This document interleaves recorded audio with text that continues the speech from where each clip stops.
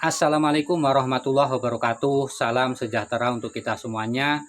Di sore hari ini sedikit kita akan berbagi ilmu dan pengalaman bagaimana supaya pupuk yang kita berikan kepada tanaman kelapa sawit kita itu bisa maksimal diserap oleh akar tanaman.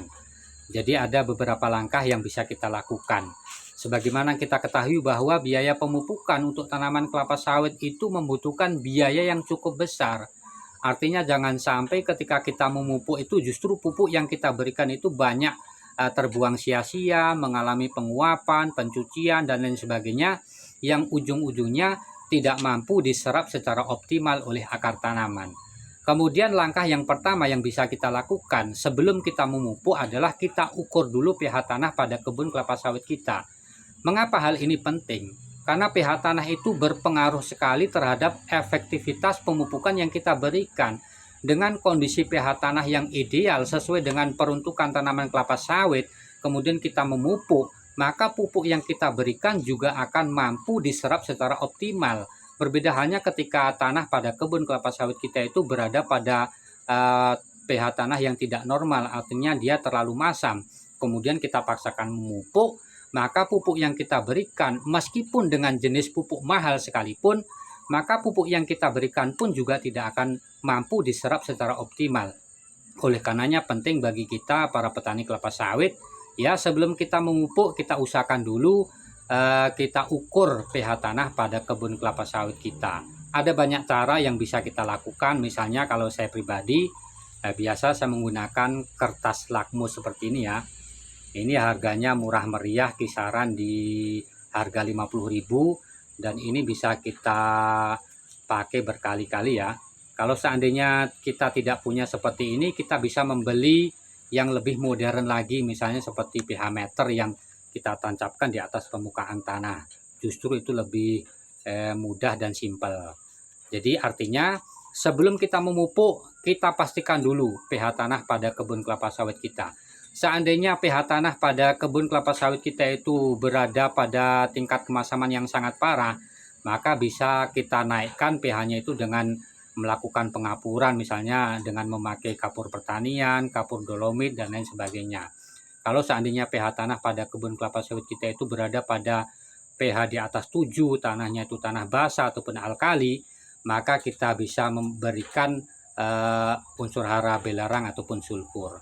Jadi yang pertama, trik yang bisa kita lakukan adalah kita ukur dulu pH tanah pada kebun kelapa sawit kita. Kemudian langkah yang kedua yang bisa kita lakukan untuk memaksimalkan pupuk yang kita berikan kepada tanaman kelapa sawit kita adalah menambahkan bahan organik pada tanah berpasir. Ini sangat penting sekali dan perlu kita pahami bersama, khususnya bagi para petani kelapa sawit yang menanam tanaman kelapa sawit di tanah berpasir. Tanah berpasir itu tanah yang mempunyai banyak kelemahan. Di antaranya adalah tanah berpasir itu tanah dengan pori-pori besar, dia sulit untuk menahan air, kemudian dia sulit untuk menjerap unsur hara, memegang unsur hara, dan lain sebagainya. Sehingga sebelum kita memupuk tanaman kelapa sawit yang kita tanam pada tanah berpasir itu, kita perbaiki dulu struktur tanahnya. Nah, satu-satunya cara untuk memperbaiki struktur tanah pada tanah berpasir adalah kita tambahkan bahan organik ke dalamnya. Ada banyak cara yang bisa kita lakukan. Misalnya seperti ketika kebun kelapa sawit kita itu dekat dengan pabrik kelapa sawit, maka kita bisa manfaatkan misalnya seperti janjangan kosong, kemudian solid, ataupun limbah pabrik lainnya. Seandainya itu tidak ada, maka kita bisa memakai cara lain, misalnya kita manfaatkan pupuk kandang. Seperti pupuk dari kandang ayam, kemudian kambing, sapi, kerbau, dan lain sebagainya. Jadi intinya ketika kita menanam tanaman kelapa sawit di tanah berpasir, sebelum kita memupuk memberikan nutrisi pada tanaman kelapa sawit kita itu, kita benahi dulu struktur tanahnya. Satu-satunya cara untuk memperbaiki struktur tanahnya adalah kita menambahkan bahan organik ke dalam tanah. Karena bahan organik itu sendiri akan mampu merubah sifat fisik, kimia, dan biologi tanahnya.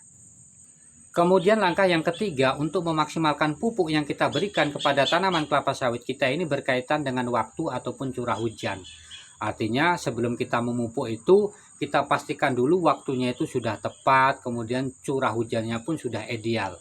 Artinya jangan sampai ketika kita memupuk itu pas waktu musim panas. Kalau musim panas misalkan kita paksakan memupuk urea, maka justru pupuk urea itu sendiri bersifat higroskopis, dia mudah mengalami penguapan. Kita paksakan memupuk waktu musim panas, maka justru pupuk itu akan banyak mengalami penguapan dibandingkan dengan pupuk yang akan diserap oleh akar tanaman. Atau sebaliknya, seandainya kita memaksakan memupuk pada waktu curah hujannya masih sangat tinggi sekali, maka justru pupuk yang kita berikan itu akan banyak mengalami pencucian. Oleh karena itu, sekali lagi, trik yang ketiga ataupun langkah yang ketiga, kita pastikan dulu waktunya sudah tepat, curah hujannya pun sudah tepat. Kemudian langkah yang terakhir untuk memaksimalkan pupuk yang kita berikan kepada tanaman kelapa sawit kita itu adalah kita kendalikan dulu gulma-gulma yang tumbuh pada piringan kelapa sawit. Ini sangat penting sekali karena keberadaan gulma itu menjadi pesaing utama dalam mendapatkan air maupun unsur hara yang kita berikan. Oleh karena itu sangat penting sekali sebelum kita memupuk ya kita bersihkan dulu piringannya. Bisa kita secara manual memakai mesin babat ataupun boleh kita memakai racun rumput. Jadi intinya adalah sebelum kita memupuk ya kita bersihkan dulu, kita kendalikan dulu gulma-gulma yang ada di piringan kelapa sawit sehingga jangan sampai ketika kita memupuk itu justru menjadi rebutan dengan gulma-gulma yang ada. Barangkali itu saja pembahasan kita pada sore hari ini. Terima kasih bagi yang sudah menonton. Mohon maaf atas segala kekurangan dan kesalahan. Saya akhiri. Salam petani kelapa sawit Indonesia.